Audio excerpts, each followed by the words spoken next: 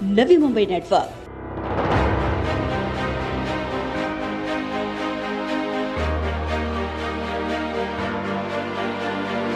पण ही बांधली कोणी? त्याच्यातल्या अर्धे अधिक इमारती त्या स्वतः नवीन गवतेचे. तो का नाही निवडणुकीला उभं राहत? कारण का MRTPची केस आहे त्याच्या अंगावर. कामं आमच्याकडनं करून घेतली गेला बीजेपी मध्ये, आणि जसा अण्णू पळायला लागला हा घाबरून गेला शिवसेनामध्ये. नवीन गवते हा माझा कार्यकर्ता आहे, माझा.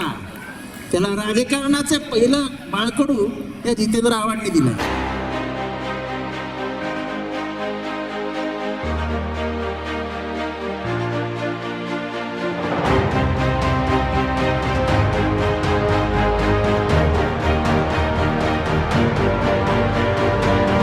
अनधिकृत बिल्डिंगी बांधल्या, त्याच्यातनं पैसे कमवले, त्याला राजकारण म्हणत नाहीत. आणि अख्ख्या गवती खानदानाने फक्त तेवढंच केलं. मी बिल्डिंगी मोजून दाखवू शकतो, कुठली कोणी बांधली, कुठली कोणी बांधली, कुठली कोणी बांधली.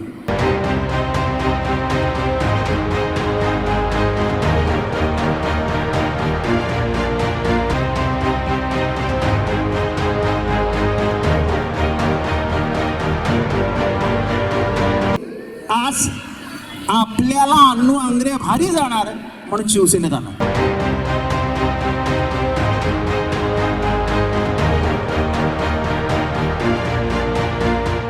दीघा प्रभाग क्रमांक 3 और 9 में महिलाओं के कलागुणों को बढ़ाने और उन्हें सम्मान देने के लिए राष्ट्रवादी माथाड़ी व जनरल कामगार संगठना नवी मुंबई अध्यक्ष अन्नू आंग्रे और राष्ट्रवादी कांग्रेस पार्टी दीघा तालुका महिला अध्यक्षा गौरी आंग्रे द्वारा आईसाइड मित्र मंडल के अध्यक्ष राहुल आंग्रे के माध्यम से हिंद माता हाई स्कूल मैदान दीघा में भव्य हल्दी कुमकुम और होम मिनिस्टर कार्यक्रम का आयोजन किया गया, जहां प्रमुख अतिथि के तौर पर मौजूद थे गृह निर्माण मंत्री जितेंद्र आव्हाड, पूर्व सांसद आनंद परांजपे, जितेंद्र आव्हाड की पत्नी समाज सेविका रुता आव्हाड समेत पार्टी के असंख्य कार्यकर्ता और प्रभाग की जनता. इस कार्यक्रम में जितेंद्र आव्हाड का सत्कार कर गौरी आंग्रे द्वारा उन्हें तलवार भेंट की गई.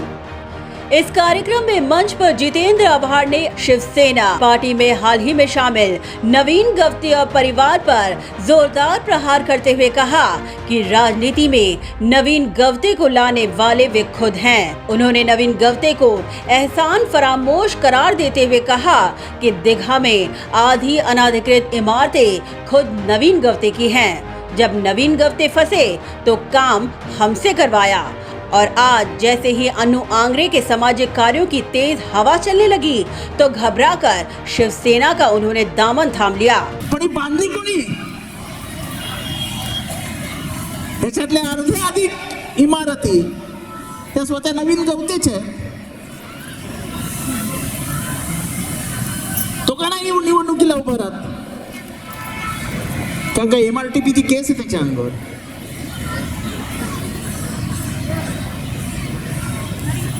कामं आमच्याकडनं करून घेतली गेला बीजेपी मध्ये, आणि जसा अण्णू पळायला लागला हा घाबरून गेला शिवसेनामध्ये. नवीन गवते हा माझा कार्यकर्ता आहे, माझा. त्याला राजकारणाचे पहिलं बाळकडू त्या जितेंद्र आव्हाडने दिलं.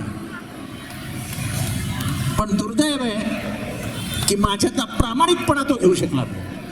जितेंद्र आव्हाड यही नहीं रुके, उन्होंने नवीन गवते पर फिर प्रहार करते हुए कहा कि पूरे गवते खानदान ने सिर्फ और सिर्फ अनाधिकृत इमारत बनाने का ही काम किया है.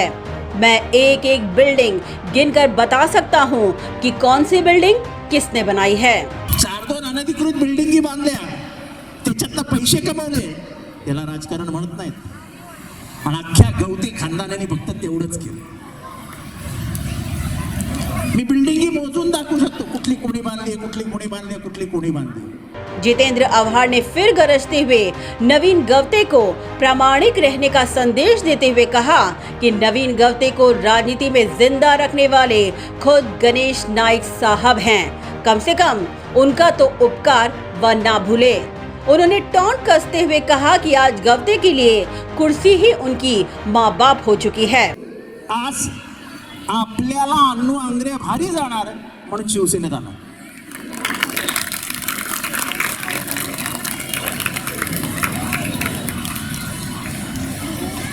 हे निवडणुकीचं काय गणित आहे हेच मला कळत नाही। अरे कोणाशी तरी प्रामाणिक राहा, कमीत कमी आपल्या आई बापाशी तर राहा।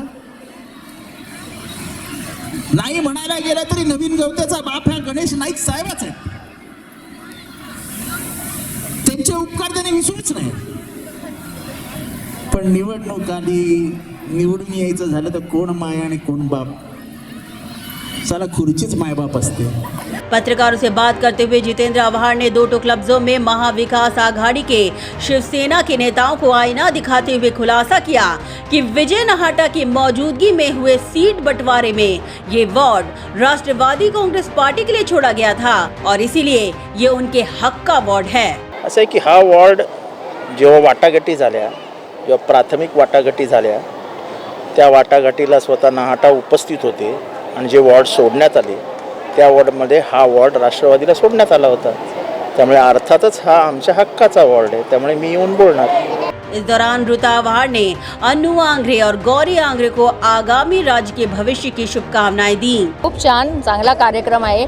खूप मेहनत घेतली आहे अन्नू भाऊ आणि त्यांच्या टीमने, गौरी आणि गौरीच्या सगळ्या महिला टीमने, आणि मी पुढच्या येणाऱ्या त्यांच्या राजकीय वाटचालीसाठी त्यांना खूप खूप शुभेच्छा देऊ इच्छितो।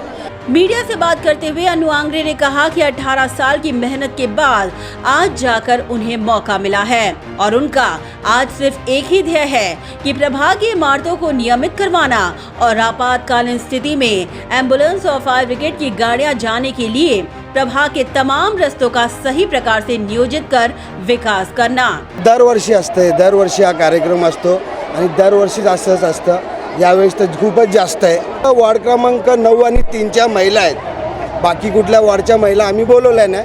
आमच्या ज्या पदाधिकारी आहेत त्यांनाच बोलवलं। आता गौरी करेल ना पुढे काम, गौरी पुढे काम करेल। आता महिलांना दिसते गौरी काय काम करते, मी काय काम करतोय। आम्हाला असं काही ना का आमची सीट आली तरच आम्ही करू, आम्ही करत राहणार। आणि मी गेल्या 18 वर्षापासून ही कामं करतोय। आज पहिल्यांदा संधी भेटली आम्हाला, बघू आता पुढे काय होतं। सगळ्यात आधी तर हे बिल्डिंगचं आम्ही लीगल करायचं चाललंय। दुसरी गोष्ट, या ज्या लोकांना, खालच्या लोकांना जायला रस्त्याने, एखादा माणूस मेला ना तर तिथे ॲम्ब्युलन्स जायला रस्ता नाही। काही झालं तर काय पहिला आम्हाला तो मार्ग काढायचा आहे, बाकी जे काय ते चालूच आहे आमची कामं।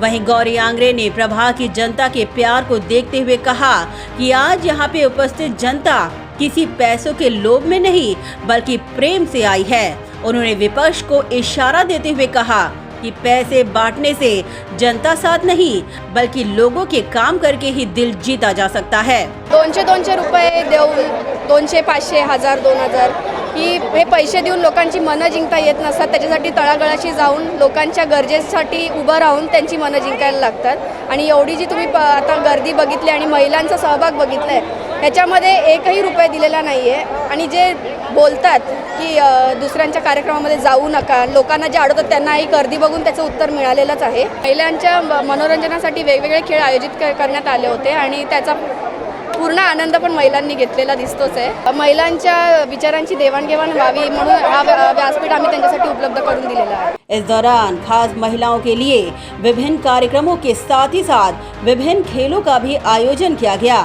जहां प्रभाग क्रमांक 3 और 9 की महिलाओं ने बढ़ चढ़कर खेल प्रतियोगिता में भाग लेकर कार्यक्रम का लुत्फ उठाया।